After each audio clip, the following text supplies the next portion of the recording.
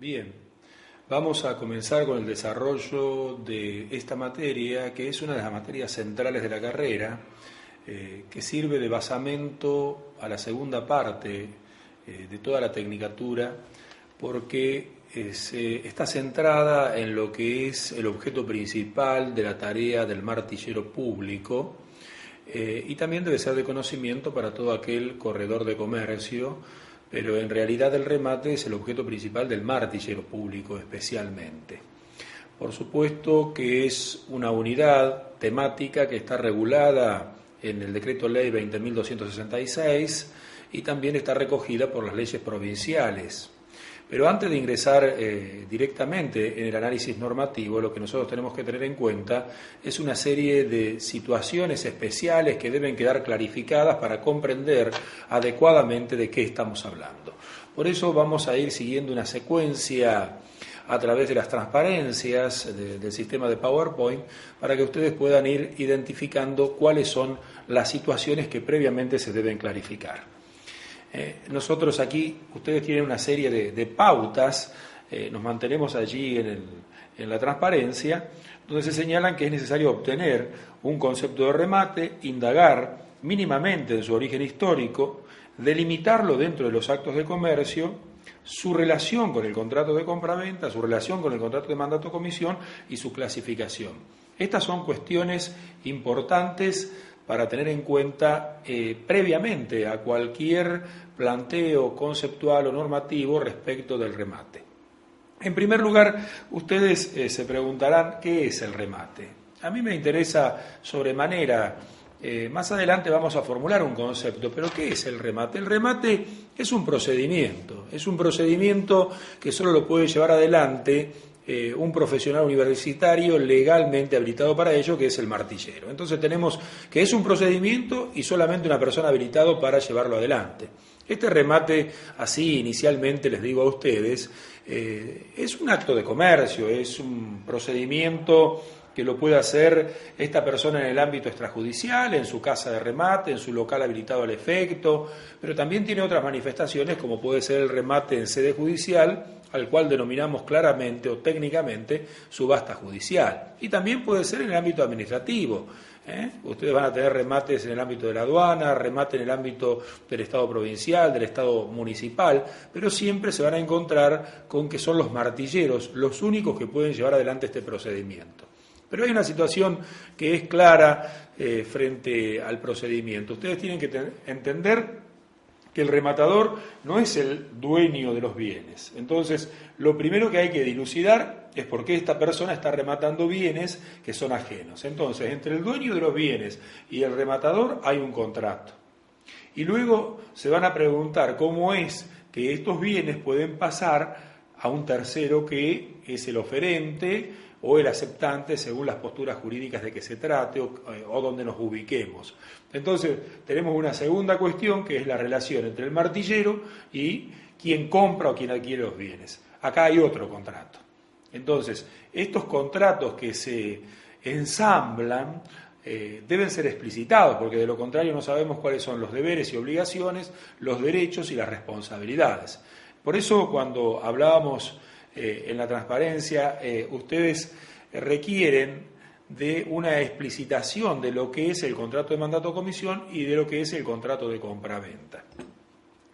Respecto del origen histórico del remate, bueno, el remate en realidad se identifica con el término de subasta porque era una forma de identificar en la época antigua la posibilidad que tenía el vencedor de realizar los bienes del vencido. Se amontonaban los bienes obtenidos, el botín de guerra, se colocaba una lanza, por eso se dice subasta, y esto era la identificación de que esos bienes podían ser de alguna manera transferidos por cualquiera de las modalidades. Por supuesto que hay que ubicarse en el contexto histórico del cual estamos hablando. El remate hoy, por supuesto, que no guarda más que una relación anecdótica con aquel origen, ya que hoy está perfectamente normativizado. Tenemos una secuencia previa, una secuencia del acto de remate y una secuencia posterior al acto de remate. Todo esto está recogido por la legislación nacional, la legislación provincial y los códigos procesales, de manera tal que esta forma de identificar, el remate era la forma en que se realizaban los bienes que se obtenían de alguna manera en aquellas contiendas de la antigüedad. El botín de guerra identificado con la lanza, que marcaba la posibilidad de su transferencia. Eran requisados y transferidos o realizados a terceros. La cuestión de la delimitación de los actos de comercio es una cuestión que también vamos a tener que tratar. ¿Por qué? Porque el remate no vive, a ver si nos entendemos, el sistema jurídico toma todas las distintas situaciones que existen en la realidad, las normativiza y las ubica como contratos, como hechos, como actos unilaterales, como manifestaciones de voluntad. O sea, el remate tiene que ser algo en el mundo jurídico. De lo contrario, estaríamos ante una laguna del derecho, una situación no regulada. Entonces, el remate está regulado, en principio, aparece en el mundo jurídico como un acto de comercio. ¿Qué significa esto? Que está colocado dentro del Código de Comercio en su artículo 8, inciso 3, donde ubica los actos de comercio y dentro de los actos de comercio al remate, como un supuesto especial de acto de comercio. Entonces, ya no está en el mundo real solamente, sino que está en el mundo jurídico ubicado en el ámbito mercantil. Esto es de notable importancia al momento de delimitar los derechos, obligaciones y responsabilidades. No estamos en el ámbito civil, estamos en el ámbito mercantil, que tiene sus pautas, principios, métodos, particularidades propias, de manera tal que nos ubicamos en el contexto, en el ámbito normativo del Código de Comercio de la legislación mercantil. De hecho, el Decreto Ley 20.266, que regula a nivel nacional la profesión de martillero, la actividad del martillero, se coloca o se inserta en la legislación sustancial de fondo, que es el Código de Comercio. ¿Qué consecuencias trae que sea un acto de comercio? Bueno, eso también lo vamos a ver. Trae consecuencias especiales, particularmente que queda sometido a la legislación mercantil y a la jurisdicción mercantil, lo que cobra alguna importancia en situaciones o en ámbitos jurisdiccionales donde lo civil está separado de lo mercantil. Nos vamos a dedicar a ese tema con detenimiento en unos minutos, y también tenemos que inicialmente decirles que tiene una relación con el contrato de compraventa. El remate no es el contrato de compraventa. Esto es una situación que debe quedar absolutamente en claro. El remate no es el contrato de compraventa. El remate es el procedimiento a través del cual se materializa un contrato de compraventa entre el dueño de los bienes y el adquirente de los bienes. En el medio está el artífice del procedimiento, que es el rematador. Pero no es contrato de compraventa y remate no se identifican. Son dos situaciones fácticas y jurídicas diferentes. El procedimiento de remate permite o posibilita el contrato de compraventa de una manera especial, con particularidades, pero no es lo mismo. La relación con el mandato o con la comisión es también una situación previa que debemos clarificar, porque el martillero no vende sus bienes, el martillero vende bienes ajenos, vende bienes de otras personas, y esto debe estar explicitado jurídicamente, de lo contrario no entenderíamos cómo una persona puede vender bienes de otros. Entonces, aquí lo que ocurre es que entre el martillero y el dueño de los bienes existe otro contrato, que es el mandato o comisión, que está explicitado en el artículo 10 del decreto 20.266. Esto significa que una persona le entrega bienes al martillero para su venta en virtud de un contrato de mandato o comisión. El mandante o el comitente es el dueño de los bienes. Y quien toma esos bienes para venderlo, el mandatario o el comisionista en esta estructura contractual, es el martillero. Entonces, aquí aparece una relación de mandato o comisión de base, aunque podríamos discutir si en realidad lo que existe es un contrato nuevo, distinto, autónomo, que denominaríamos contrato de remate. Esa es otra de las cuestiones que vamos a intentar clarificar durante el transcurso de la clase. Pero me interesa dejarles estas ideas iniciales como marco para el desarrollo de nuestra actividad. También los contratos se clasifican de distintas maneras según la forma de realizarse, el sistema inglés y el sistema holandés, según el ámbito donde se llevan a cabo, extrajudicial, administrativo y judicial, y también podría merecer distintas clases de categorizaciones que no son de utilidad para nuestra temática. Pero previamente voy a tratar de señalarles con el ámbito, con la ayuda del pizarrón, lo que a mí me interesa de estas tres cuestiones. A mí me interesa que ustedes tengan en cuenta tres figuras: mandato, comisión, el martillero y el comprador. A ver si nos ubicamos. Aquí, el dueño de los bienes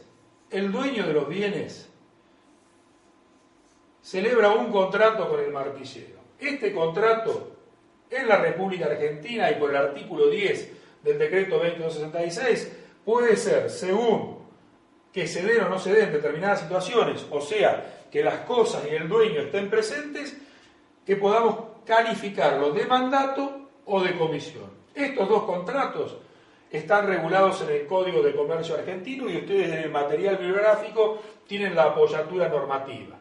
Entonces, en virtud de un mandato, el dueño de los bienes le entrega estos bienes al martillero para que en el acto de remate, o sea, un procedimiento especial, trate de venderlos a terceros adquirentes.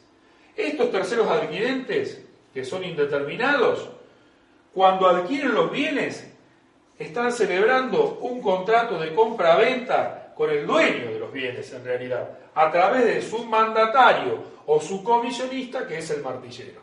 Entonces, que quede claro, hay dos relaciones contractuales: del dueño de los bienes con el martillero y del dueño de los bienes con el adquirente. ¿Qué relación se establece entre estos tres sujetos, el dueño de los bienes, el martillero y el comprador? Podríamos decir nosotros que aparece aquí el llamado contrato de remate. Contrato de remate. Pero esta es una situación que se encuentra discutida en la legislación y en la doctrina nacional. Sin embargo, nosotros participamos de la existencia de un contrato complejo, autónomo, distinto del mandato, distinto de la comisión, distinto de la compraventa, que es justamente el contrato de remate.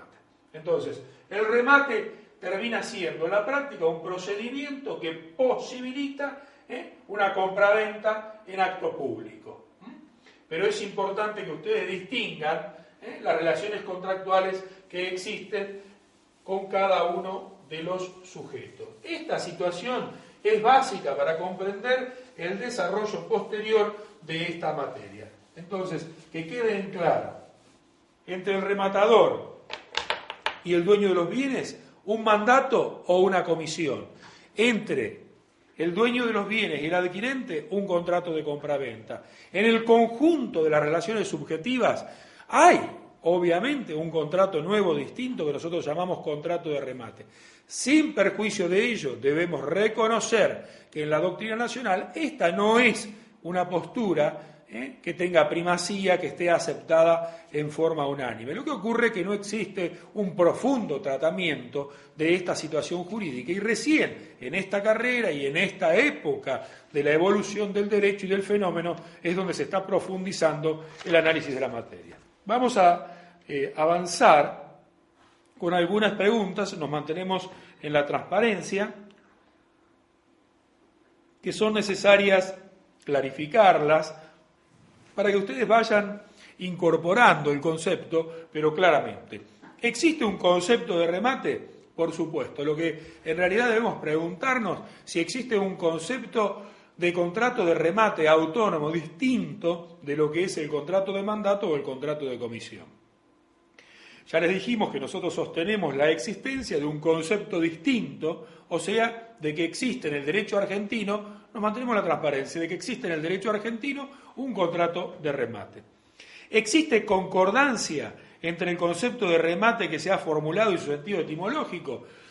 Sigue siendo un procedimiento de transferencia de bienes en acto público, de manera tal que aquella evolución que nosotros marcábamos de la venta del botín de guerra al remate en el cual hoy nos estamos asentando y desarrollando, existe una evolución natural, pero aquello ha quedado como la primer manifestación y esto es un sistema más complejo, con un resguardo de derechos, de deberes, responsabilidades, una regulación estatal que antes no existía. Hoy estamos en la época del profesional universitario, que es el único habilitado para llevar adelante este acto de remate. Hemos superado varias etapas en la evolución de este fenómeno, pero seguimos hablando de lo mismo.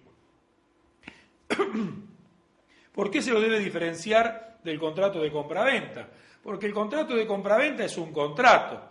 En cambio, el remate es el procedimiento que posibilita el contrato de compraventa. ¿Qué significa que existe una condición resolutoria? Podemos volver a la imagen. Aquí tendría que explicarles un poquitito más qué es la condición resolutoria. Vamos a detenernos un minuto en esta pregunta porque es importante que ustedes se planteen esta situación. Ustedes habrán observado que cuando van a comprar un bien a cualquier lugar, supongamos que ingresan a un almacén, a una tienda, a un supermercado, y hay varias personas interesadas en el mismo objeto, supongamos cualquier artefacto electrodoméstico, y hay solo una radio, supongamos una radio, entonces van las distintas personas caminando hacia la radio, pero hay una que llega primero, toma la radio, toma el elemento, va a la caja, lo paga y se perfecciona. El otro que está atrás de él o las demás personas, por más que hubieran dicho, miren que yo pago más, en realidad el contrato de compraventa se perfeccionó entre aquellas dos primeras personas, el vendedor y el comprador, que manifestaron su mutuo consentimiento y perfeccionaron el contrato. Ahora vamos al ámbito del remate. En el ámbito del remate tenemos también los electrodomésticos, los automotores, los bienes inmuebles, un montón de personas, un público indeterminado, y comienza la puja. En el sistema nuestro, por ejemplo, comienza la puja y alguien señala su oferta o su aceptación, según la postura jurídica que tomemos, de 100 pesos. Allí pareciera que fue el primero, entonces es el adquirente. En el sistema de la compraventa tradicional sería el adquirente. Aquí no es el adquirente. ¿Por qué? Porque este contrato que generó una obligación, esta obligación está sometida a una condición resolutoria. ¿Cuál es la condición resolutoria? Que es un instituto jurídico regulado en el Código Civil. La condición resolutoria es que no exista una postura mayor que resuelva la anterior y así sucesivamente se llega hasta el final, donde la inexistencia de condición resolutoria, o sea, de que no hay una postura mayor, hace que el contrato se perfeccione. No sé si estoy siendo claro, pero ustedes deben entenderlo de esta manera. El contrato de compraventa normal quedó perfeccionado e inamovible y comienza a producir sus efectos. En la compraventa realizada a través de un remate público, siempre hay una condición resolutoria que va extinguiendo la anterior obligación, el anterior perfeccionamiento del contrato y va generando una nueva situación, que es un nuevo contrato también sometido a condición resolutoria. Y así hasta llegar a la situación de que no hay más posturas y por lo tanto no existe o no se materializa la condición resolutoria que permite seguir con la secuencia del remate. La relación que guardaba con el mandato de la comisión la he reiterado y se las vuelvo a decir. Cuando hablamos de mandato o comisión estamos hablando de la situación que es jurídica, que se genera entre el dueño del bien y el rematador. Si no, no podríamos explicar por qué un rematador está vendiendo o transfiriendo bienes ajenos. Avanzamos con la otra transparencia. ¿Cuáles son las consecuencias que estamos observando de esta conceptualización? En primer lugar, que el acto es comercial, o sea, que no está ubicado en el ámbito del derecho civil, sino que está ubicado en el ámbito del derecho mercantil, de manera tal que se le aplican las leyes comerciales y no la legislación civil. Esto nos lleva a preguntarnos por dos situaciones. ¿Qué clase de acto de comercio es y cómo, con qué orden de prelación se aplica la ley mercantil? Entonces, volvemos a la imagen y decimos lo siguiente. Los actos de comercio están regulados en el Código de Comercio y se clasifican en actos de comercio naturales, actos de comercio por conexión y actos de comercio por disposición de la ley. Los actos de comercio naturales son los que se identifican con el concepto económico de comercio. O sea, una compraventa es un acto de comercio natural. ¿Por qué? Porque la interposición en la disposición de bienes o de dinero son los típicos actos de comercio. Entonces, actos de comercio naturales. El remate no es un acto de comercio natural. Los actos de comercio por conexión son aquellos que pueden ser civiles o mercantiles, pero por su vinculación con un acto de comercio, son aprehendidos por la legislación comercial. Tampoco es el caso del remate. Y el tercer supuesto son los actos de comercio por disposición de la ley. Acá está el remate. O sea que la ley dice que son actos de comercio. No tenemos que indagar en la naturaleza civil o comercial del acto. La ley dice que son actos de comercio. Este es el caso del remate y del corretaje. Entonces, es un acto de comercio por disposición de la ley. No se discute su naturaleza, no se indaga su conexión. La ley dice que es comercial y por lo tanto el remate y el corretaje son actos de comercio. Ahora bien, esto nos lleva a una segunda situación, que está referida a cómo se aplica la ley mercantil. Y esto es muy importante. Es muy importante cuando hay un conflicto. De lo contrario, usted va a un remate, ejerce sus derechos, asume sus obligaciones, efectúa sus posturas de viva voz, identificándose claramente, se perfecciona el remate, no hay otra postura mayor, termina de hacer el instrumento de venta, se lleva su bien y se acabó la secuencia sin ninguna clase de problemas. Pero cuando hay problemas, entonces lo primero que se pregunta cuando llegamos a la instancia jurisdiccional es cuál es el derecho que regula esta situación. Ya tenemos en claro que el remate debe quedar en la órbita de la normativa mercantil. Ahora bien, ¿cómo se aplica la ley mercantil? La ley mercantil, a diferencia del régimen civil, es una manifestación normativa muy particular. ¿Por qué es muy particular? Porque en principio, así como la ley civil pretende regular absolutamente todo, imaginen ustedes una sucesión, un matrimonio, una compraventa civil, está minuciosamente regulado en la legislación civil. Porque la legislación civil es una legislación quieta, conservadora, tradicional. En cambio, la legislación mercantil que regula el tráfico mercantil debe ser tan dinámica como el tráfico lo exige, como el fenómeno que pretende regular lo exige. Entonces estamos frente a un fenómeno dinámico, exige una legislación exigua, solamente el marco de principios adecuado para que este acto se desarrolle sin problema. Entonces vamos a la ley mercantil y muchas veces no encontramos respuesta. Entonces hay un orden de prelación.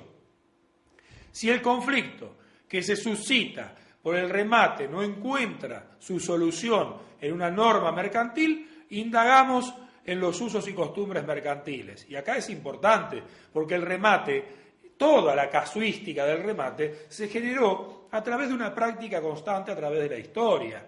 Entonces, los usos y costumbres tienen un gran contenido normativo en materia mercantil y particularmente en el remate. Si no encontramos solución en los usos y costumbres, vamos a ir a los principios del derecho comercial. Y si no encontramos solución en los principios del derecho comercial, vamos a tener que ir a la legislación civil. Entonces, ustedes observen que si hay un conflicto con un remate, se aplica la ley mercantil, los usos y costumbres, los principios generales del derecho mercantil y supletoriamente, si no encontramos solución en estos tres rubros antes enunciados, debemos ir a la legislación civil para desentrañar el conflicto que se nos ha planteado. Vamos a la próxima transparencia. Allí ustedes tienen la clasificación que les señalaba del acto de comercio, naturales por conexión y por disposición de la ley, y tenemos en claro entonces que al remate lo ubicamos en la tercera categoría por disposición de la ley. Las consecuencias de ser un acto de comercio: se aplica la ley mercantil si existe norma que corresponda al caso, si no existe se recurre a los usos y costumbres, se recurre a los principios y si no a la aplicación supletoria. Esto se llama el orden de prelación en la aplicación de la legislación mercantil. Vamos ahora a plantearnos algunas inquietudes que está referida al contrato de remate. Esta es una pregunta interesante, diría que tiene más que nada una importancia doctrinaria y a los fines de analizar la autonomía jurídica del contrato de remate. Entonces, en nuestro derecho no existe el contrato de remate legislado.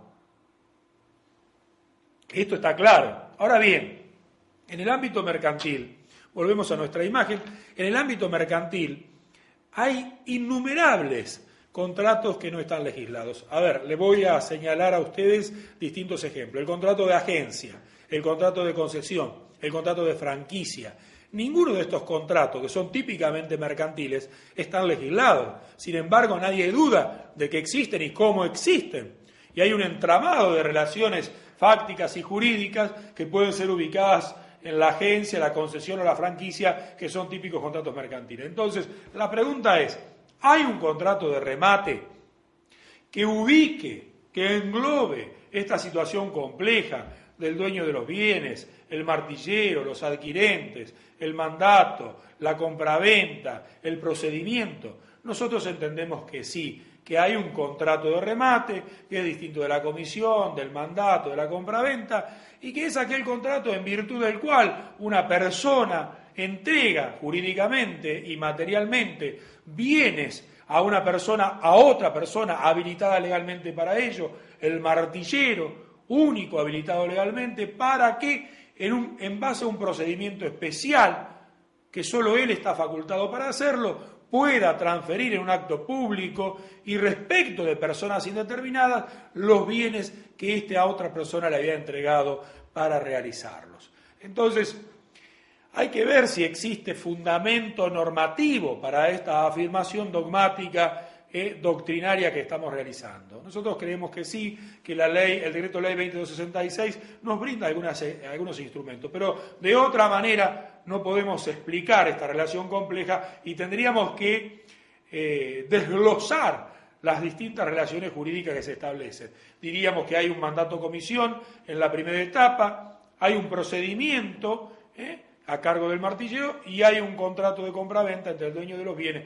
Entonces, si nosotros sostenemos que hay un único contrato que engloba estas distintas situaciones, hablamos de la autonomía del contrato de compraventa.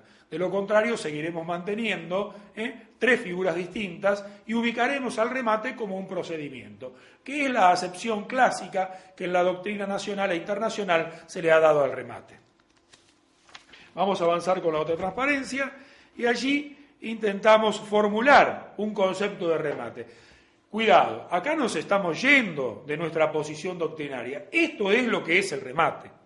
Este es un concepto de remate. No estamos diciendo que esto es el contrato de remate. Es un procedimiento para la adjudicación de bienes recibidos en mandato o comisión, según los casos. ¿Por qué según los casos? Porque si está presente el dueño de los bienes y están los bienes en el acto de remate, vamos a estar frente a un mandato. De lo contrario, será una comisión. A través de la oferta pública a público indeterminado, a personas indeterminadas. Esta es una diferencia con un contrato de compraventa normal. Están las personas, todavía no sabemos quién va a resultar adquirente. Por parte del rematador, profesional habilitado legalmente para ello, es el único que puede hacerlo, donde la aceptación se produce a través del precio que se manifiesta de viva voz por los postores y que están sometidos a la condición resolutoria de que exista o no exista una postulación mayor que resuelva la anterior y así sucesivamente hasta llegar a la última postura, aceptación definitiva, y que implica el perfeccionamiento de la adjudicación que materializa la compraventa y que es usualmente identificada por el martillero a través del golpe de martillo. Entonces, vamos a observar ahora cuál es la secuencia jurídica del remate. A ustedes les está quedando claro, porque lo he reiterado en distintas oportunidades, que hay una primera etapa, una primera relación contractual, hay un procedimiento y luego cuando este procedimiento lo materializa en el acto de remate, podemos llegar a la obtención o al perfeccionamiento de un contrato de compraventa. Vamos a la secuencia jurídica que exhibe la próxima transparencia. Ustedes observen. Entrega del bien para su venta en remate, mandato o comisión. Esto ha quedado absolutamente claro. Es un contrato y está regulado en el Código de Comercio. Ofrecimiento al público del bien. Acá tenemos una pregunta sumamente interesante, porque hay dos posibilidades. Cuando el martillero dice, tengo este inmueble para ofrecerles a ustedes con estas condiciones, libre de embargo, libre de hipotecas, perfectamente ubicado en un lugar hermoso de la ciudad de Santa Fe, con un valor fiscal, sin deudas municipales, sin deudas provinciales, y lo vengo a ofrecer en remate a ustedes, aprovechen esta oportunidad. ¿Qué es lo que está haciendo el martillero? Bueno, acá en principio usted podría decir que jurídicamente hay dos posibilidades. O lo está ofertando o está realizando una invitación a ofertar. Entonces acá esto no es inocuo desde el punto de vista de la estructura jurídica del acto de remate. ¿Por qué? Porque si lo está ofertando, el que acepta es el postor, o sea, el que está haciendo la postura de viva voz. En cambio, si está invitando a ofertar, el que hace la oferta es el que efectúa la postura y el que acepta es el martillero. Situaciones que son diferentes y que tienen connotaciones jurídicas diferentes. Entonces, por eso la pregunta, ¿es una invitación a ofertar o una oferta? Y lo mismo sucede con el punto tercero, la aceptación de un integrante del público. ¿Es la aceptación o es la oferta? Y el que acepta es el martillero. Todo depende de dónde nos ubiquemos jurídicamente. Tradicionalmente se sostiene que el martillero está realizando una oferta, está ofreciendo un bien y que el postor está aceptando esa oferta, lo que perfecciona el contrato de compraventa. La condición resolutoria de una aceptación u oferta mayor es como les explicaba a ustedes. ¿Cuál es la condición resolutoria? De que existe una postura mayor que resuelve la anterior que era menor, y así sucesivamente. La adjudicación o aceptación la hace el martillero a través del golpe de martillo. Entonces, volvemos a nuestra imagen. Acá podríamos tener esta secuencia. Olvidemos la entrega del bien, que es el mandato de comisión, y ha quedado lo suficientemente esclarecido. Vayamos de nuevo a repasar la secuencia del acto. El martillero lo está ofreciendo, de viva voz lo ofrece el martillero, blandiendo su martillo, y nos encontramos con las personas en general y comienzan, ¿qué está haciendo el martillero? Bueno, si nosotros decimos que lo está ofertando, el otro está aceptando. Cuando el otro acepta, se perfecciona el contrato de compraventa. Si no hay postura mayor, que es la condición resolutoria, quedó perfeccionado el contrato de compraventa. En cambio, si decimos que está invitando a ofertar, el otro está ofertando y el martillero está aceptando. ¿Cuándo lo acepta? Cuando baja el martillo.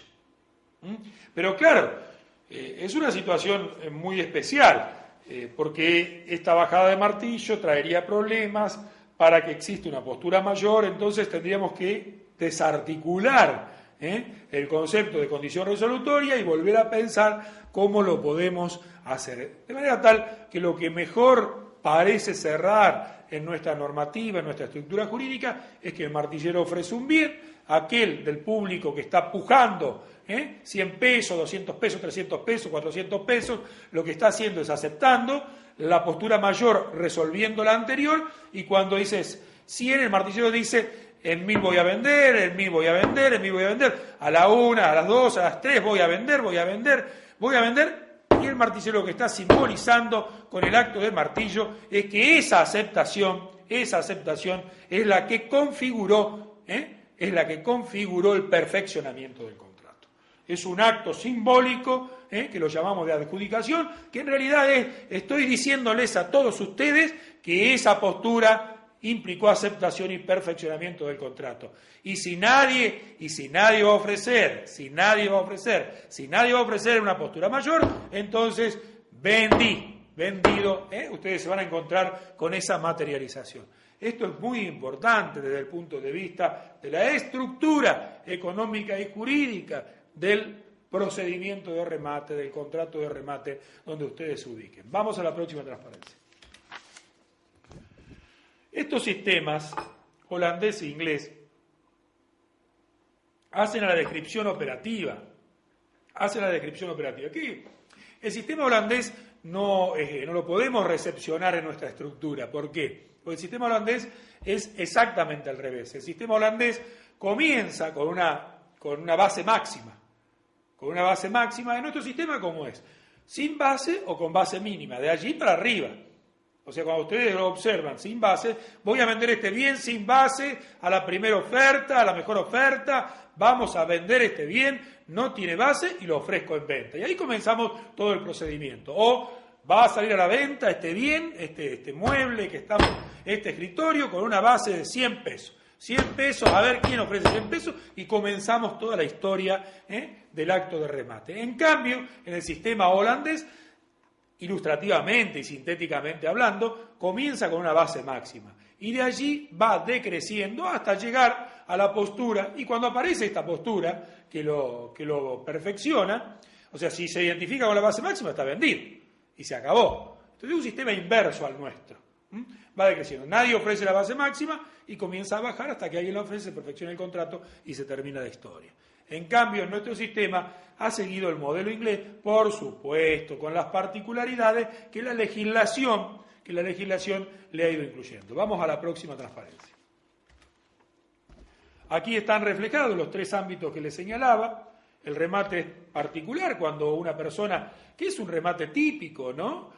Es aquel remate donde yo le encomiendo, aquí tiene martillero estos bienes, para que usted me lo venda, en un remate extrajudicial. Vamos al local del martillero, están los bienes, están las personas, está anunciado como corresponde anunciarlo según la legislación vigente, una publicidad adecuada, se hace en el ámbito espacial del martillero y en el ámbito jurídico de la parte. En cambio, el que es administrativo se hace por orden de un Estado, nacional, provincial o municipal, y se hace en el ámbito que el Estado ordene y con las modalidades reglamentarias que establece la legislación especial. Y en el ámbito judicial lo ordena el juez y se rige por las normas del Código de Procedimiento y supletoriamente por el Decreto Ley 2266, que es la norma madre que todos ustedes ya conocen cuando estudiaron el Estatuto del Martillero.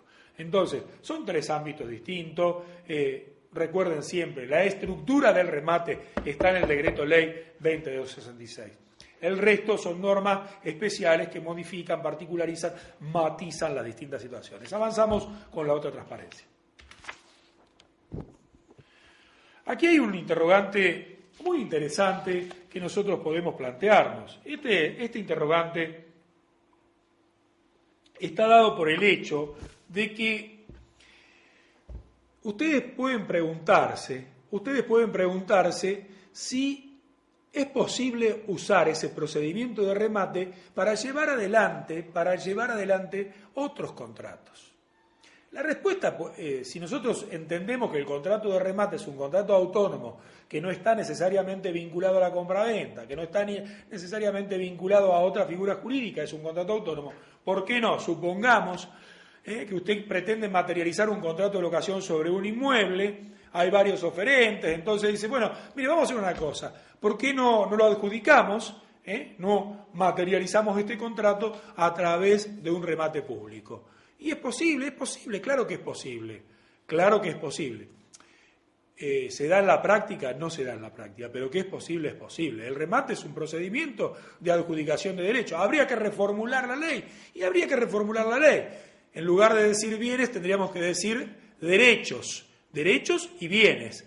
Bienes en sentido amplio comprende los derechos con contenido patrimonial, pero para que no queden dudas de que este procedimiento es lícito, podría reformarse la normativa y hablar de que a través del remate se pueden realizar diversos contratos sobre derechos, sobre bienes o derechos, sin necesidad de limitarlo a bienes materiales. Avanzamos con la otra secuencia.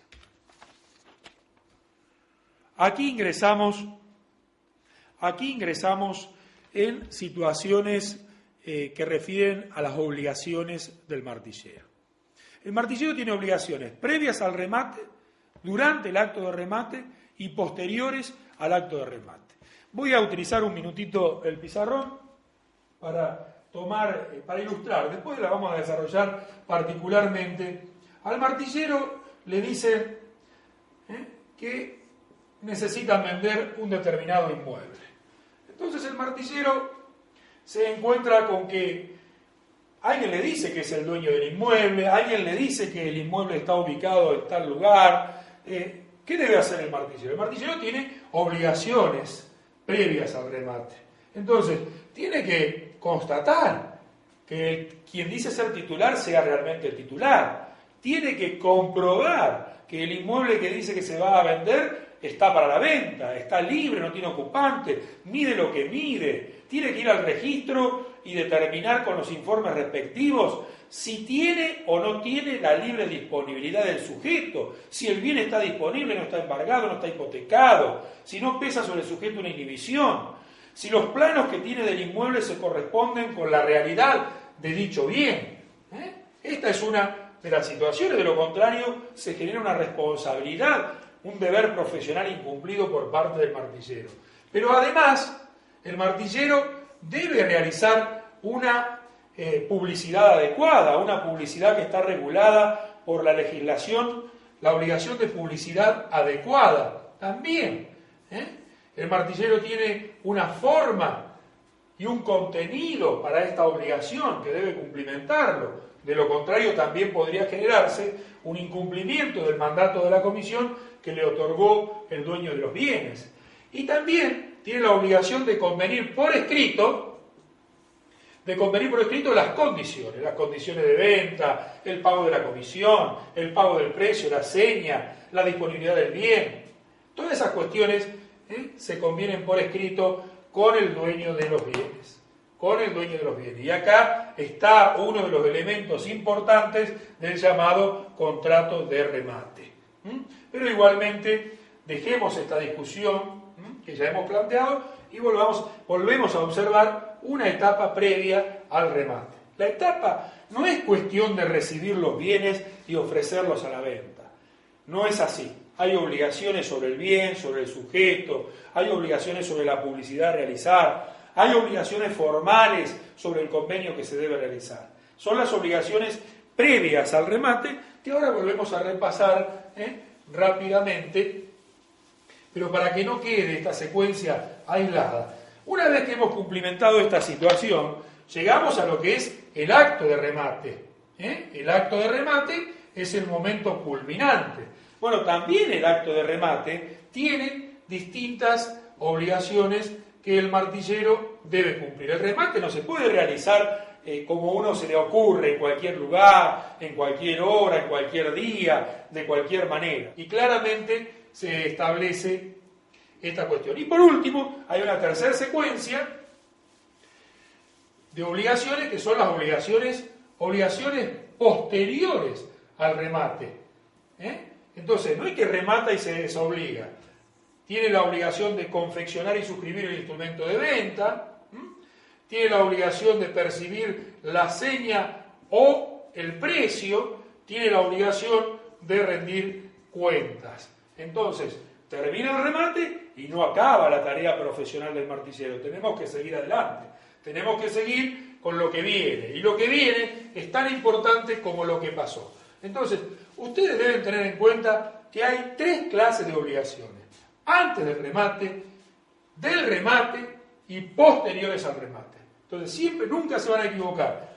Antes del remate, las necesarias para llevarlo adelante. En el remate, observando la secuencia de la ley. Posteriores al remate, que reflejen claramente lo que hemos hecho, que queden los elementos para que se pueda constatar y que no exista ningún problema jurídico para las partes. Vamos ahora a desarrollar cada una de estas obligaciones que hemos enunciado. Allí tienen ustedes en la próxima transparencia las obligaciones previas al remate. Por supuesto que en el texto que le hemos suministrado, que se les suministra a ustedes, está desarrollado con bases a un extracto de un libro que oportunamente publiqué sobre el régimen legal del martillero y de la subasta. Está perfectamente desarrollado con la legislación. Entonces, ustedes tienen que entender la importancia que tiene esta situación. Hay cuestiones que son centrales en la actualidad de este acto de remate. Este tema de comprobación del bien y del titular es muy importante. Le diría que es trascendente. De las obligaciones previas debe ser una de las más importantes. Usted tiene que vender lo que vende en forma correcta, en forma adecuada. Usted no puede vender un inmueble como libre si está embargado o hipotecado. Entonces, la comprobación jurídica y material de qué es lo que está vendiendo es fundamental. Entonces, aquí hay algunas recomendaciones. Hay que conocer el bien, si es un bien mueble o si es un bien inmueble. Si es un bien mueble, ver si es registrable. Por ejemplo, un automotor es un bien mueble registrable. Este escritorio es un bien mueble no registrable. Pero del que es registrable tenemos una gran ayuda. Vamos al registro, pedimos los informes previos, los llamados informes de dominio, certificados de dominio, informe de dominio, también los informes de inhibiciones o anotaciones personales respecto del sujeto y tenemos una visión. Una visión. Si bien es una visión registral, usted ya sabe que ese automotor o ese inmueble no pesan sobre él embargos, en el caso del automotor prenda, en el caso del inmueble hipotecas, que no está grabado. Y si tiene servidumbres del inmueble, no las tiene, allí va a tener un primer reflejo. Luego vamos a observar los títulos, porque el estudio inicial de título hay que hacerlo, porque tenemos un deber de asesoramiento. Si tenemos problemas con los títulos, no los comprendemos, recurriremos a un notario para que nos haga un estudio de título. No siempre el título y lo registrado guardan identidad o correspondencia. Son dos cosas diferentes. Una cosa es solicitar los informes previos y otra el estudio de título. Y en tercer lugar, lo que nosotros vamos a hacer respecto del bien es constatar materialmente el bien. Tenemos que ir con los planos respectivos, o en el caso del automotor tenemos que verlo, identificarlo, ver el color, en qué estado está, en el bien mueble también. Entonces hay que tomar contacto, constatar materialmente las condiciones del bien. Si tenemos problemas, vamos a recurrir a los profesionales correspondientes. Y por último, el sujeto. ¿Quién es el que vende? ¿Quién es el que vende? El que vende es usted. Bueno, vamos a ver su identidad, vamos a identificarlo. Y usted puede venderlo. Y bueno, vamos a ir a los registros a ver si tiene inhibiciones, anotaciones personales, prohibición de contratar, medidas de no innovar, que pueden recaer sobre el bien, que pueden recaer sobre la persona. Una vez que nosotros hemos comprobado la disponibilidad jurídica y material del bien, hemos superado esta primer obligación. La segunda, yo les decía a ustedes que es de suma importancia, pero en definitiva es más fácil de materializar. Hay que convenir por escrito. ¿Qué es lo que vamos? ¿Qué me está dando para vender? ¿Qué me está dando para vender? ¿Cómo quiere que lo venda? ¿En qué condiciones quiere que lo venda? ¿Cuánto es el precio que voy a obtener? ¿Qué es lo que debo obtener? ¿Cuál es la comisión? ¿Cómo se va a pagar? ¿Cuándo se va a pagar? ¿Quién firma el boleto de compraventa? ¿Qué es lo que vamos a hacer con la posesión y la entrega de la posesión? Todo eso forma parte de un convenio por escrito que el Decreto Ley 2266 incorpora a la normativa. Esto es fundamental. Usted debe tener confeccionado un convenio marco con espacios para las particularidades del negocio. Pero esto que no se hace, se debe hacer porque evita problemas, discusiones, que yo no quería este precio, quería otro, que quería una publicidad extraordinaria, usted no la hizo. Entonces, evitemos problemas. Hay que convenir por escrito todas las condiciones en base a las cuales se va a llevar adelante el procedimiento de remate. La obligación de publicidad adecuada guarda correspondencia con lo que se viene señalando. No puedo ofrecer algo que no es. O sea, ustedes no se van a equivocar nunca cuando lean, por ejemplo, el artículo 5 de la ley 22.812. ¿Qué es lo que no debe hacer la publicidad? Inducir a error, engaño o confusión. Ya tenemos el límite. No puede inducir a error, engaño o confusión y además debe ser suficiente, plena, completa, porque esto lo traen los artículos 4, 5, 6, 8, 9, 10 de la ley 24.240. La gente tiene que saber en forma plena, completa, adecuada, suficiente, veraz, cierta, precisa, qué es lo que se está vendiendo. Es una carga del martillero cumplir con la obligación adecuada. De lo contrario, nace la responsabilidad. Esta publicidad adecuada puede hacerse de diversas maneras. Se pueden publicar avisos en los diarios, al símil de los edictos judiciales, se pueden publicar folletos, volantes, afiches, la propaganda radial, propaganda televisiva, por internet, por donde usted quiera, el medio no importa. Lo importante es que sea una publicidad adecuada y con los límites de aquello que exige un negocio económico, que es la transparencia. No puede inducir a error, engaño o confusión en el sujeto que está participando de este remate. Vamos con la transparencia. Allí ustedes vuelven a repasar lo que acabo de decir.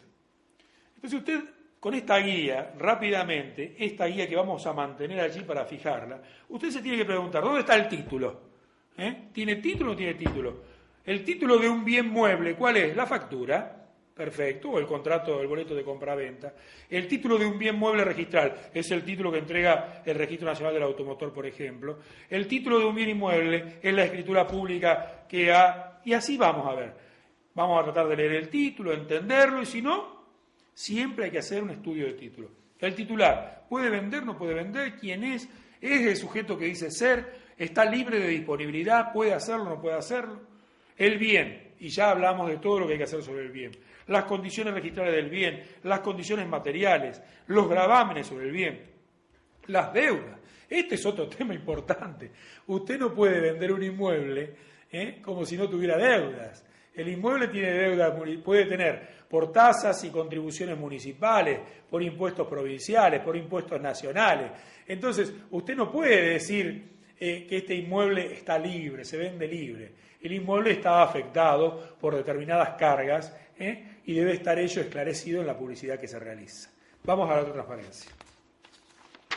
Seguimos entonces con algunas preguntas. Manténganse en la transparencia. Observen ustedes. Preguntas que hay que hacerse necesariamente. ¿Los títulos resultan adecuados y sin vicios? La respuesta tiene que ser positiva. ¿Es el titular el que manda o comisiona a venderse? Sí. ¿Está habilitado el libro para vender? Sí. ¿El bien está registralmente habilitado para vender? Sí. ¿Cuáles son sus condiciones de dominio? Y acá las explicitamos. ¿No pesan embargos, hipotecas, inhibiciones, etcétera, etcétera? No. ¿El dominio está subsistente? Este es un tema interesante. Este es un tema interesante para que ustedes entiendan de qué se trata esto. ¿Por qué me hago esta pregunta del dominio está subsistente? Muchas veces uno con el título dice, bueno, listo, me trajo el título del auto, me trajo el título de la escritura pública del inmueble, está todo en condiciones para vender. No. Eso es un elemento histórico. O sea, en un momento determinado, alguien me transfirió este automotor a mí. En un momento determinado, alguien me transfirió este inmueble a mí. Ahora, ¿no lo habré transferido yo? Por eso necesito un informe actualizado del registro respectivo. Claro, esto ofrece multiplicidad, porque dice, cuando vendo un bien mueble no registrable, bueno, lo que pasa es que allí hay una norma jurídica que dice que la posesión del bien mueble no registrable equivale a propiedad. Pero también se pueden plantear distintos problemas. Luego, lo de las deudas, las medidas, existe plano, no existe plano, son todas cuestiones que hay que observar. En el punto 2 se dice, ¿quién ocupa el bien y qué derechos detenta? Bueno, esta es otra cuestión interesante. ¿Se puede vender un bien ocupado? Por supuesto. Sí, pero usted tiene que aclararle que está ocupado, que le ordenaron venderlo ocupado, eso está en el instrumento de las condiciones de venta, para el remate que usted ha firmado con el dueño del bien, pero a lo mejor es un cuidador, a lo mejor es un comodatario, a lo mejor es un locatario, a lo mejor, entonces no hay ninguna clase de problema. Otra cosa es si es un poseedor que pretende derecho de propiedad sobre el inmueble. Entonces usted diga, mire, yo no puedo vender este inmueble cuyos derechos están controvertidos. Son situaciones diferentes.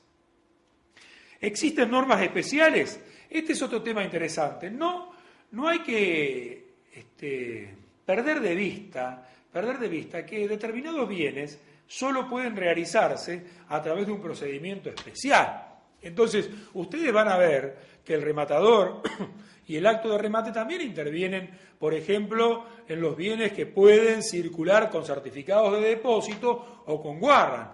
Entonces, para llevar adelante la subasta de estos bienes, que son mercaderías o materias primas que se encuentran almacenadas en un determinado depósito o almacén o aduana, entonces para venderlo tengo que seguir adelante el procedimiento especial que estas leyes traen. Entonces hay que conocer mucho de esto, profundamente. Este bien tiene una regulación especial para materializar el remate.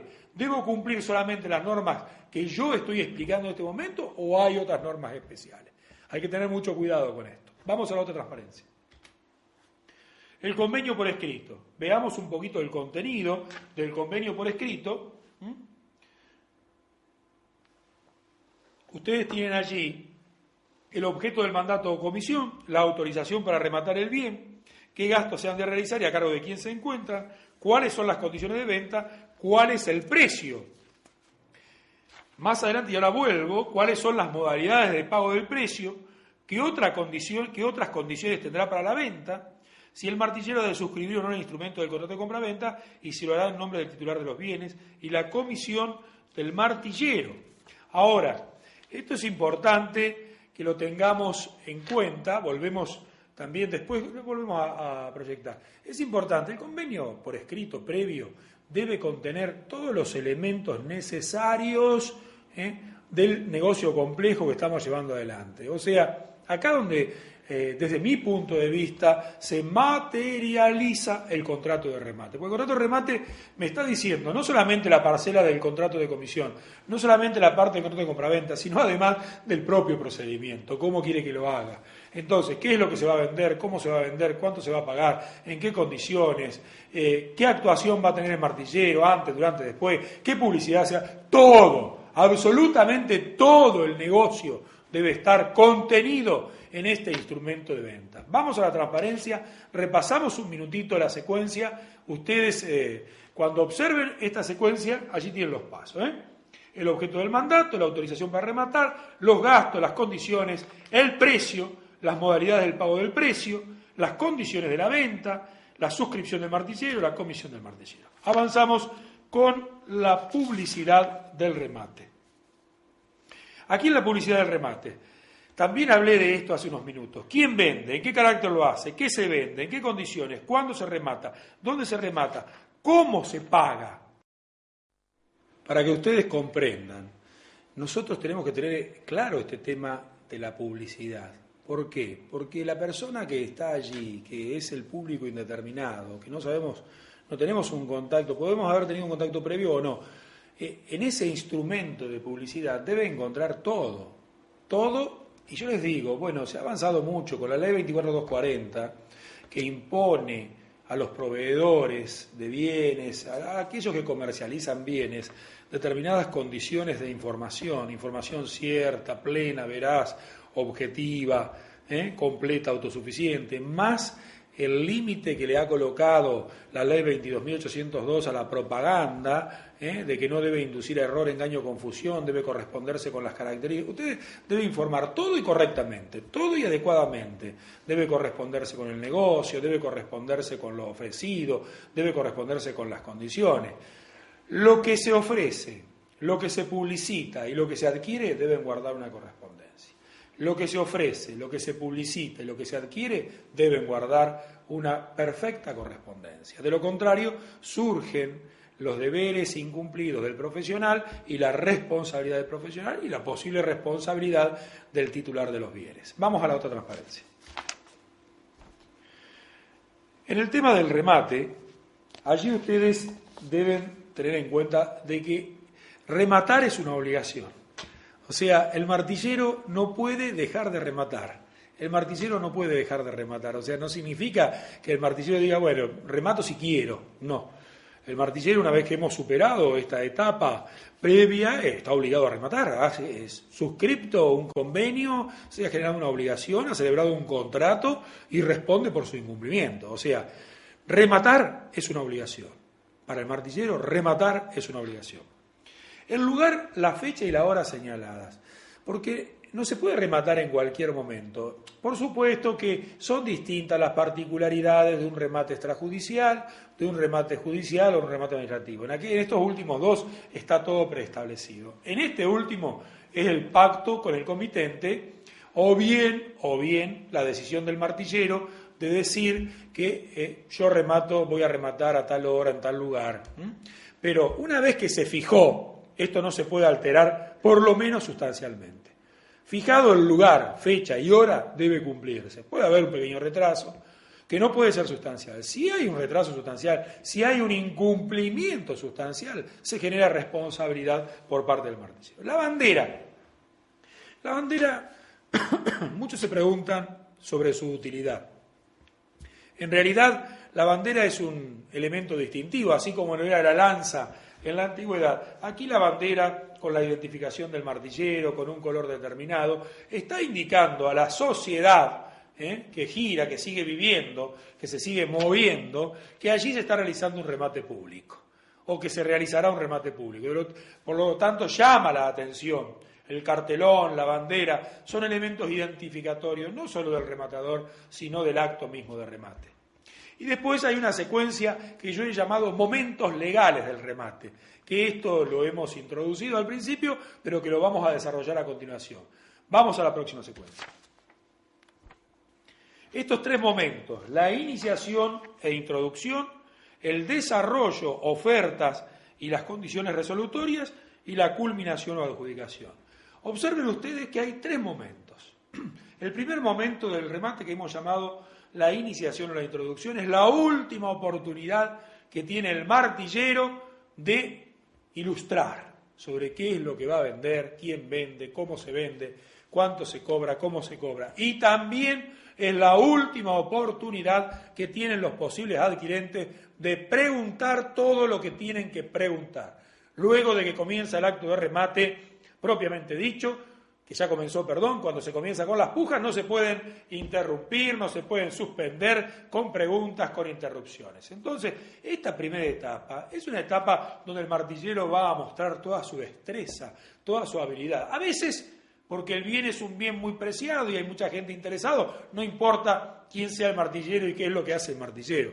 Pero en otras oportunidades es la destreza, la capacidad, el desarrollo que tiene el martillero de ese momento el que posibilita el éxito del acto de remate. De lo contrario, pasa sin pena ni gloria. Esto es muy importante hacia la calidad profesional, hacia el talento de cada uno de nosotros, hacia la formación.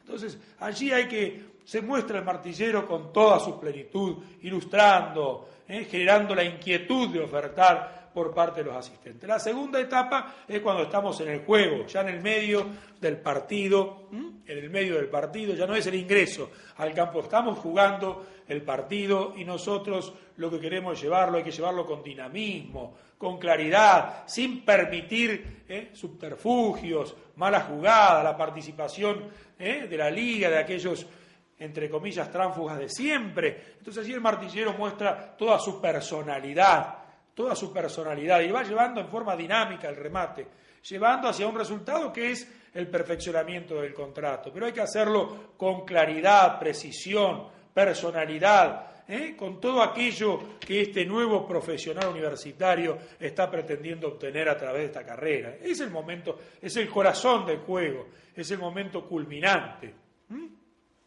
Allí desarrolla con mucho dinamismo, escucha esas pujas que deben hacerse en idioma nacional, de viva voz, claramente. Acá no hay posibilidades al engaño, debemos desterrarlo y no debemos prestarnos al juego de algunos, con lo cual y vamos llevando el juego, un juego arreglado. No puede ser un juego arreglado el acto de remate. Entonces, la ley dice en idioma nacional, en viva voz, y usted le agrega la ética, la idoneidad, la capacidad y el talento. No hay juegos arreglados, no debe haberlos por lo menos, y no debemos prestarnos a ello. Usted sabe que esa postura puede ser resuelta por otra posterior, porque se ha formado, porque sabe qué es lo que está haciendo. Es el momento culminante. Y luego viene la culminación del remate con ese golpe de martillo simbólico que dice esta última aceptación es la que vale, no fue resuelta por ninguna, y no permitir que se juegue con este momento del remate. Vamos con la otra secuencia. Observen ustedes algunas cuestiones interesantes que las acabo de señalar. Las posturas deben hacerse en voz alta, en idioma nacional, con precisión y claridad, tanto la oferta como la postura. La imposibilidad de suspender el remate una vez que éste está iniciado, las distintas ofertas que se van, en realidad, las distintas aceptaciones que se van resolviendo si opera una de mayor valor, las ligas y el golpe de martillo. Vamos a volver a la imagen y me voy a detener un minuto en este tema de las ligas. ¿Qué son las ligas? La liga es un fenómeno social.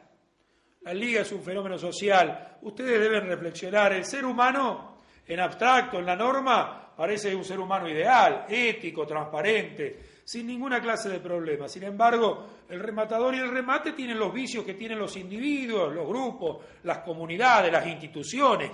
Planteadas en abstracto, todas las instituciones son fantásticas y tenemos que el manejo de las personas, el manejo de estas instituciones por determinadas personas dependen de sus condiciones éticas, morales, de su capacidad. Lo mismo pasa con el remate. La liga es un fenómeno social que la realidad nos muestra día a día, que la sociedad permite, que la dirigencia permite, que el rematador permite, que las instituciones permiten.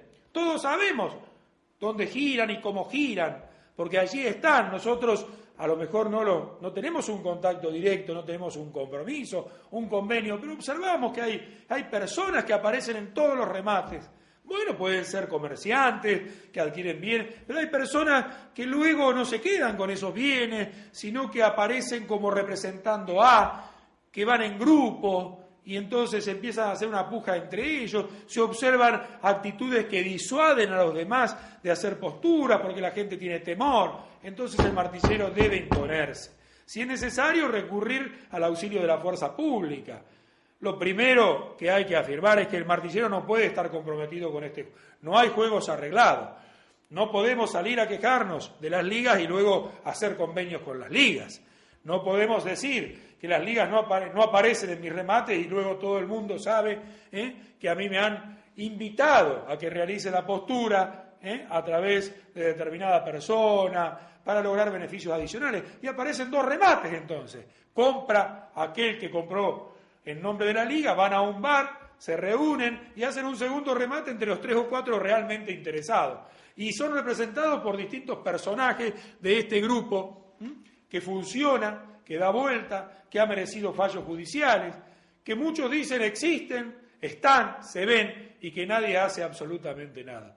Acá sucede lo que sucede siempre, son momentos donde el sentido ético, el sentido de la personalidad, la idoneidad moral, la formación, la falta de superficialidad, hipocresía y mentira en la sociedad se encuentran en bajos niveles, las ligas desaparecen. Cuando esto reflota, somos seres humanos y son estas personas las que interpretan el sentir del acto y de la institución. De manera tal, no es el problema del remate, no es el problema de la norma, no es el problema del título, es el problema de la persona.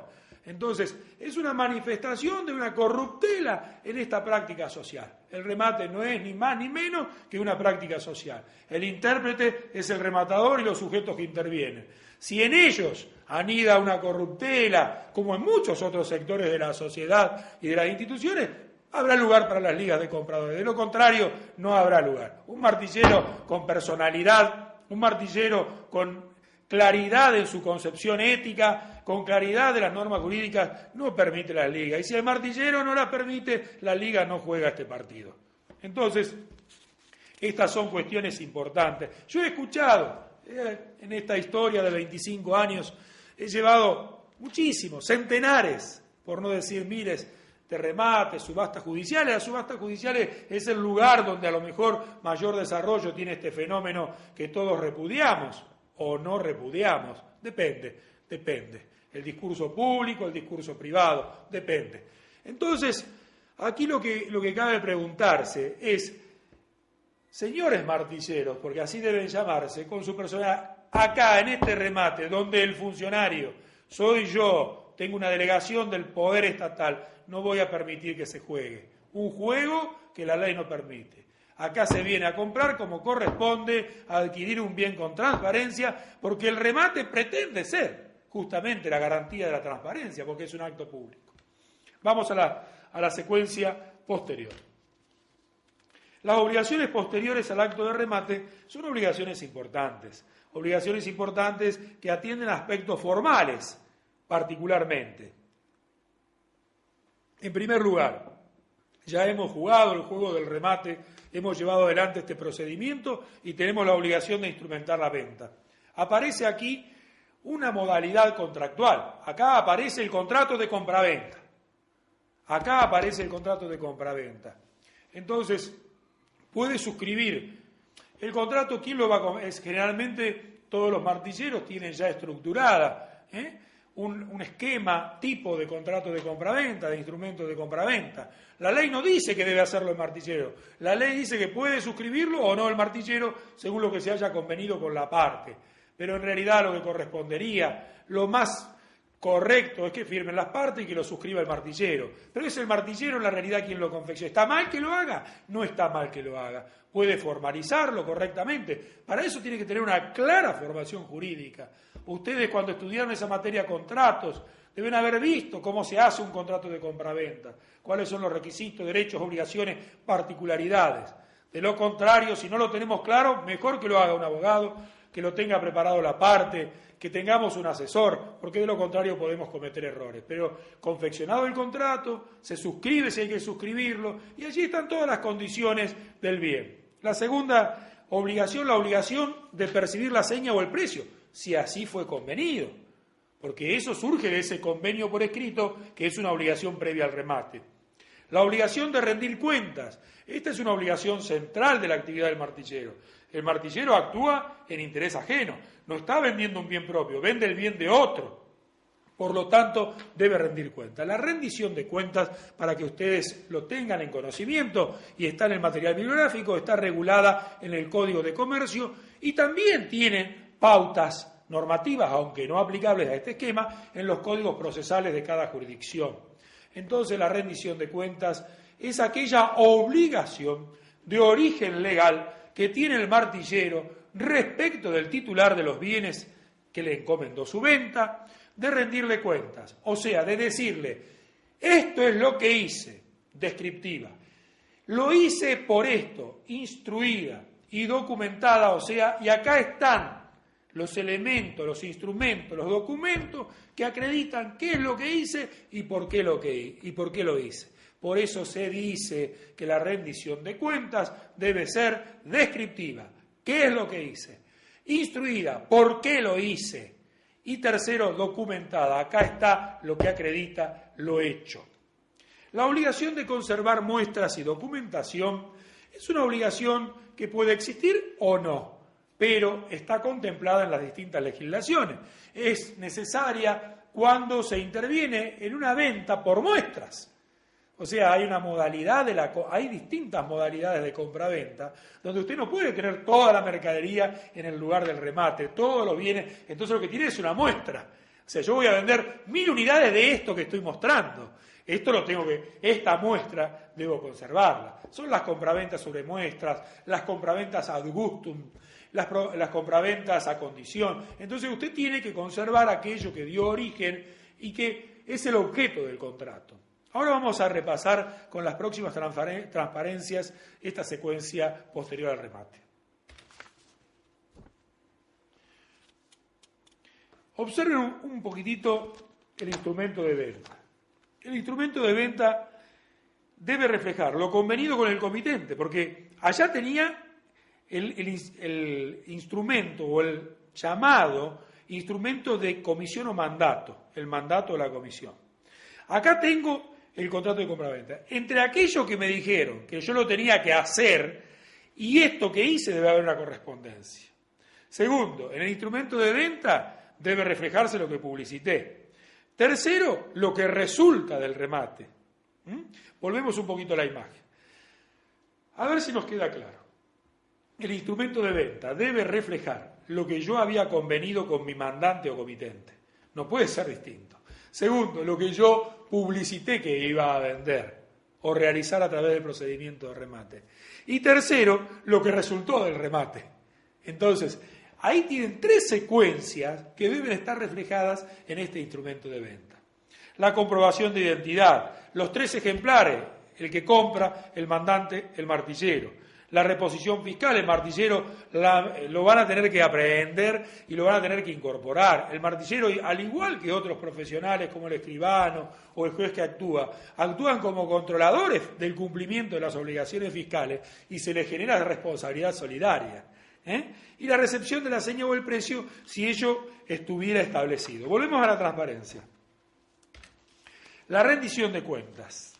Repasemos un minuto este tema de la rendición de cuentas. Entonces, ¿hay siempre obligación de rendir cuentas? ¿Hay siempre obligación de rendir cuentas cuando existe un interés ajeno? Y el martillero actúa en interés ajeno siempre. O sea, no actúa por su propio interés respecto del bien. Actúa, dijimos, como comisionista o mandatario. O, si ustedes quieren, en virtud de un contrato de remate, pero en interés del titular de los bienes. Debe ser descriptiva, instruida y documentada, ya lo explicamos. Tiene 5 días corridos, desde el día del remate, 5 días corridos. No son hábiles, son corridos.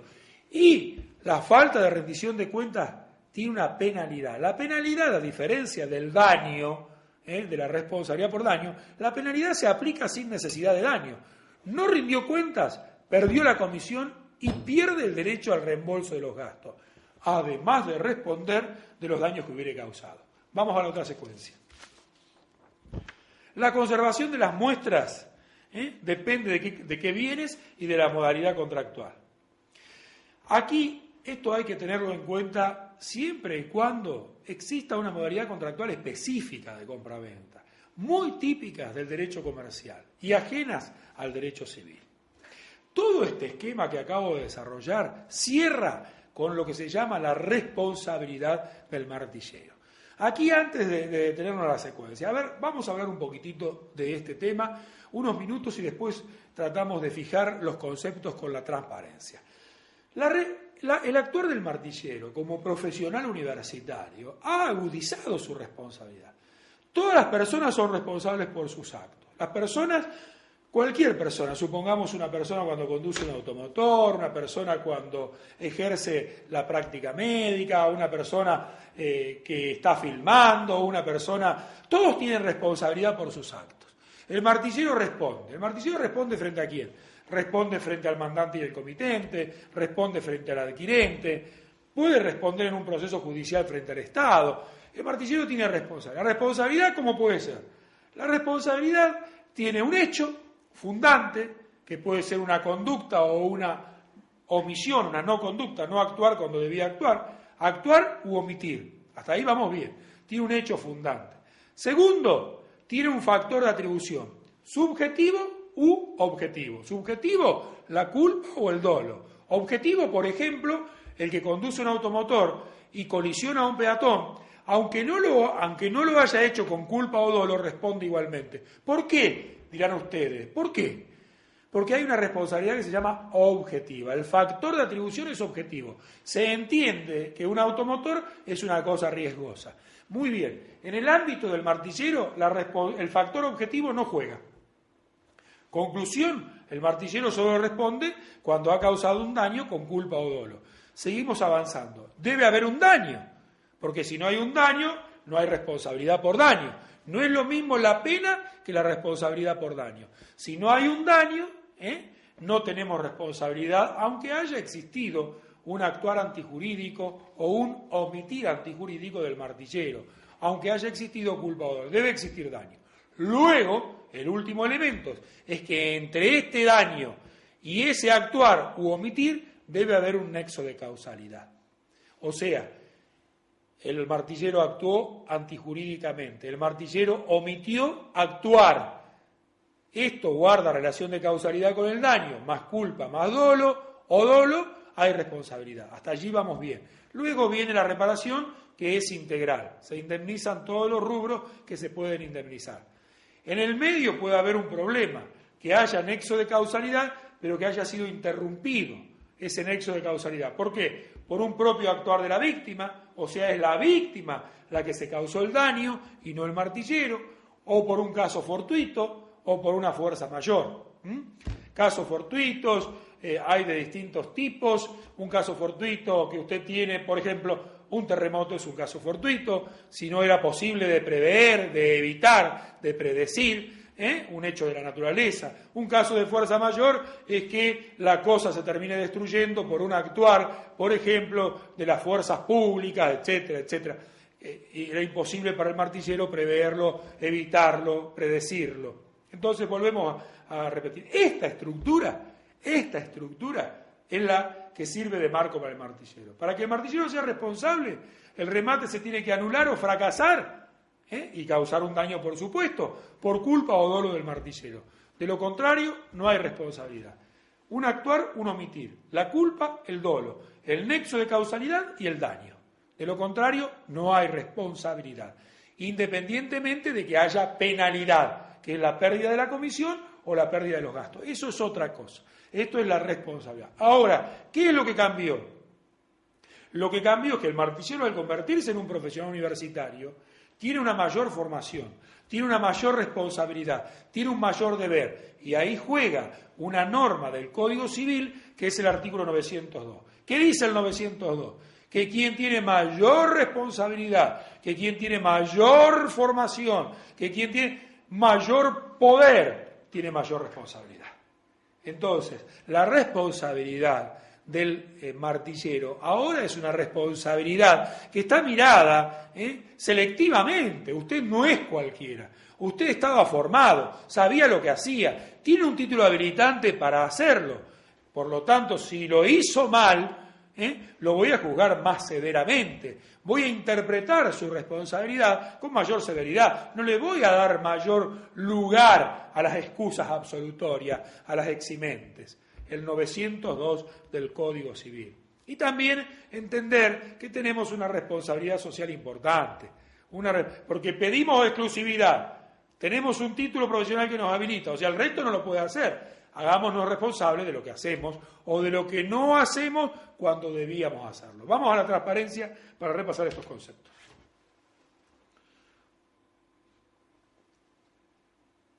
La ley específica, o sea, la ley 20.266, establece una única norma que señala la pauta legal, que es el artículo 22, que atribuye responsabilidad al martillero, por cuya culpa se suspendiera o anulara un remate, perdiendo su derecho a cobrar la comisión, penalidad, y a que se reiteren los gastos, penalidad, y responderá por los daños y perjuicios ocasionados. Acá está el tema de la responsabilidad.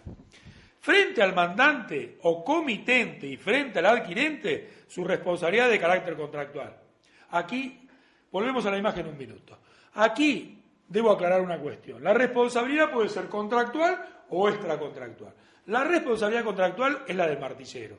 Celebró un contrato y lo incumplió. La responsabilidad extracontractual, por ejemplo, es la de una persona que conduce un automotor y colisiona con un peatón, lo lastima o lo mata, tiene una responsabilidad extracontractual derivada de un hecho ilícito. No hubo contrato entre el causante del daño y la víctima del daño. En cambio, entre el martillero y el comitente, entre el martillero y el adquirente hubo un contrato, entonces la responsabilidad es contractual. Esto marca que la prescripción sea de 10 años. Y, por ejemplo, en el ámbito de la provincia de Santa Fe, que la jurisdicción sea de los juzgados de distrito y no del juzgado extracontractual, del tribunal extracontractual. Que esto no pasa en el resto del país, porque, por ejemplo, en la provincia de Buenos Aires, en la capital federal, en Entre Ríos, la responsabilidad civil se juzga, siempre sea contractual o extracontractual, ante los mismos jueces. Volvemos a la transparencia. El factor de atribución es subjetivo, la culpa o el dolo, ya lo explicamos. Cuando se aprecia la culpa, o sea, la impericia, negligencia, imprudencia, en su actuar o en su omitir, se lo debe hacer con mayor severidad, conforme al artículo 902 del Código Civil y por su carácter de profesional. Debe existir necesariamente un daño cuantificable económicamente. Y avanzamos y observamos que debe existir un nexo de causalidad entre su conducta culposa o dolosa y el daño causado. No debe existir caso fortuito o fuerza mayor como causa del daño. Aquí volvemos un poquito. A ver si lo entendemos a esto. Nosotros tenemos un martillero, tenemos un daño, tenemos un nexo de causalidad, pero también tenemos que la víctima con su actuar fue la que dio origen al daño. Entonces, se interrumpe el nexo de causalidad y aparece otra causa atribuible a la víctima y no al martillero que excluye la responsabilidad del martillero. Volvemos a la transparencia. Este es el marco adecuado, que es distinto de la penalidad que el propio artículo establece, que lo lleva a perder su derecho a cobrar la comisión y al reintegro de los gastos cuando un remate se suspende o se anula por su culpa o dolo, ya que allí no se requiere la existencia de daño alguno. Entonces, ustedes observen cómo cerramos el circuito. Dijimos primero que el remate involucra distintas relaciones contractuales, o sea, hay un marco jurídico de legalidad, no es cualquier cosa. Nos metemos en un contrato y generamos a través del contrato derechos, pero también obligaciones y por ende responsabilidades por su incumplimiento. Luego hemos afirmado que existe un contrato de remate que tiene autonomía, lo que también nos ata con mayores responsabilidades. Avanzamos diciendo que el remate implica un procedimiento normativamente reglamentado, debemos cumplir con las leyes. Dijimos además de las cuestiones éticas, profesionales, y también señalamos que aparece otro contrato con un tercero adquirente y que se involucra la Ley de Defensa del Consumidor y la Ley de Lealtad Comercial. Y terminamos cerrando con que hay todo un sistema de penalidades. ¿Todo para qué? Para que el remate tenga la entidad legal que nosotros pedimos que tenga, al reconocernos como profesionales universitarios únicos legalmente habilitados para hacer el acto de remate. El acto de remate ha tomado una envergadura económica, social y jurídica muy importante. Y nosotros, los que tratamos de ejercer esa profesión de rematadores, debemos correspondernos con esta envergadura jurídica. O sea, ha crecido la responsabilidad del martillero, ha crecido el compromiso ético. ¿Por qué? Porque es una profesión universitaria, porque hay un contrato de remate, porque está normativizado, porque interfieren leyes de orden público, tuitiva de los derechos de los ciudadanos. Entonces la responsabilidad se ha hecho más estricta, estamos caminando hacia una responsabilidad mayor del profesional universitario. Este es el concepto que ustedes deben entender cuando dicen qué responsabilidad se genera por el acto de remate. Y con esto vamos concluyendo la exposición sintética de la materia que ustedes pueden profundizar con el material bibliográfico y que servirá de base a la segunda secuencia, que es la materia Remate 2, que ustedes podrán desarrollar, analizar y ser evaluados en la oportunidad correspondiente.